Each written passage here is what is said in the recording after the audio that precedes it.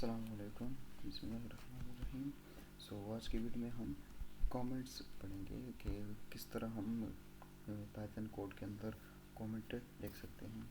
सबसे पहले तो मैं रेपल बना देता हूँ।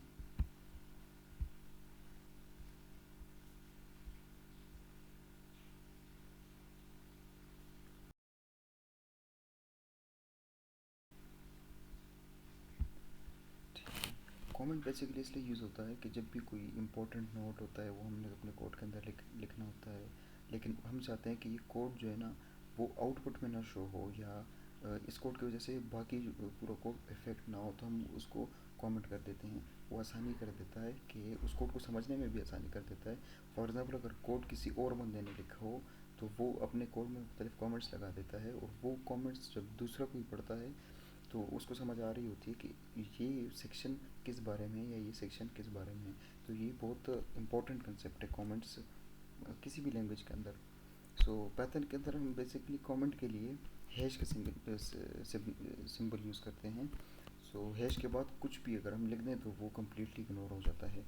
अगर मैं लिख दूँ दिस इज़ कमेंट तो प्रोग्राम इसको कम्प्लीटली इग्नोर कर देगा। कुछ भी हैश के बाद लगा दें तो वो प्रोग्राम उसको कम्प्लीटली इग्नोर कर देता है। अब अगर मैं इधर लिख देता हूँ name is equal to Abdullah, अगर मैं ये लिख देता हूँ और नेम को प्रिंट कर देते हैं, प्रिंट नेम, और मैं इसको रन करूँ तो सिर्फ अब्दुल्ला प्रिंट होके आ रहा है। ऊपर इस लाइन को कम्प्लीटली इग्नोर हो गया ये लाइन। और हम लाइन में भी कमेंट कर सकते हैं कि अगर इन लाइन कमेंट भी लिख सकते हैं हम। अगर मैं इधर ही लिख देता हूँ, कुछ भी लिख देता हूँ दिस इज नेम, तो ये भी कम्प्लीटली इग्नोर होगा,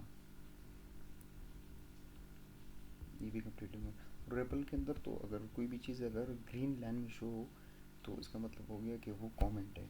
ये हम ग्रीन ग्रीन कलर इंडिकेट करता है कमेंट को।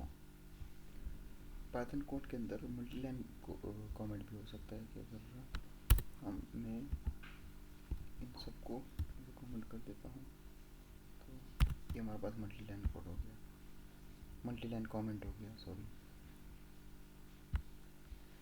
ये तीन इंपॉर्टेंट यूजेस हैं कमेंट के।